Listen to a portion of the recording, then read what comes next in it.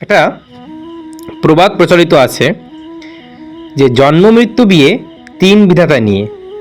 তার ছোট্ট একটি কাহিনী আপনারা আজ জানবেন যে এই প্রবাদটি কতটা সত্য।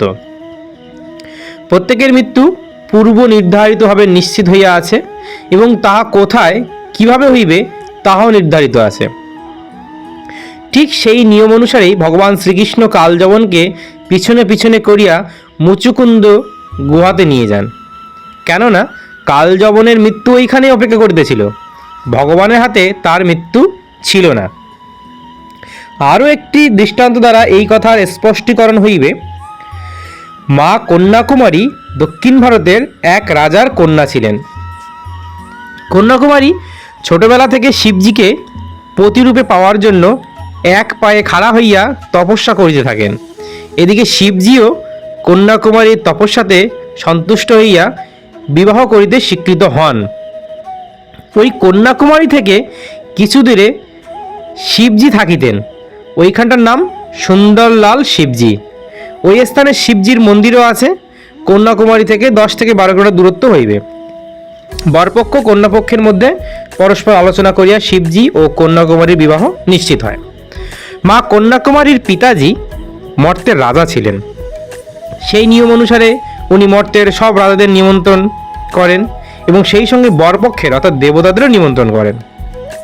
উভয় পক্ষের অর্থাৎ দেবতা ও মনুষ্য সকলের জন্য অর্থাৎ হাজার হাজার লক্ষ লক্ষ বরযাত্রী ও কন্যাপক্ষের লোকেদের খাওয়ার আয়োজন করেন।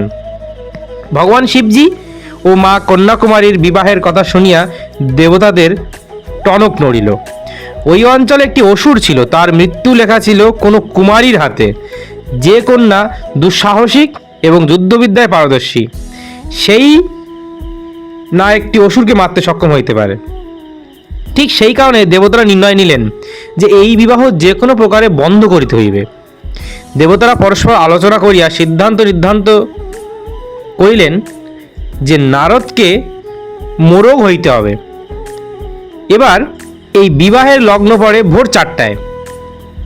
এদিকে দেবতারা সকলে মিলিয়া নারদকে বলেন, তুমি শিবজির যাওয়ার পথে মোরগের আওয়াজ করিবে।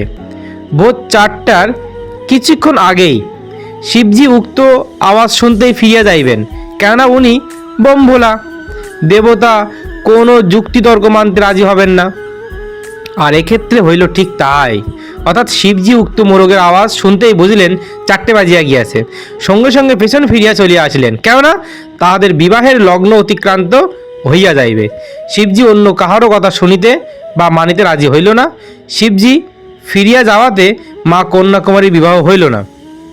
পরে মা কন্যাকুমারীর উক্ত অসুরকে বধ করিয়াছিলেন।